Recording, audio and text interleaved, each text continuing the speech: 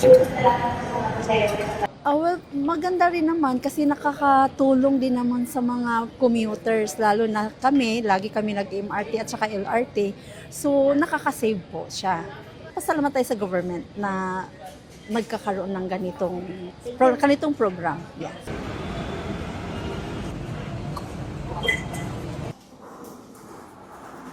Malaking bagay po yun kasi 50% po yun sa pang-araw-araw na biyahe.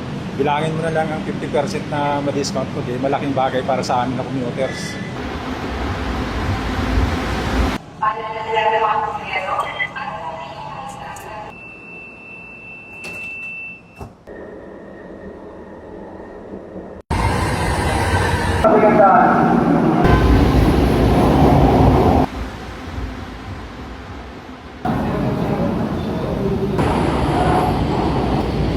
Makakatulong kasi imbis na, di ba, pwede na balikan as 2025, no?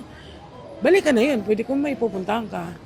Mas, nakakatulong dahil sobrang hirap ng buhay ngayon. Salamat po kasi makakatulong po siya sa lahat ng tao, sa lahat ng nagko-commute para po pang po nila, dagdag din po sa mga na gastusin po.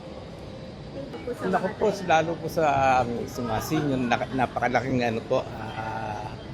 paging sa aming budget sa pang-araw-araw kasi regular po ako nang sumasakay po sa LRT.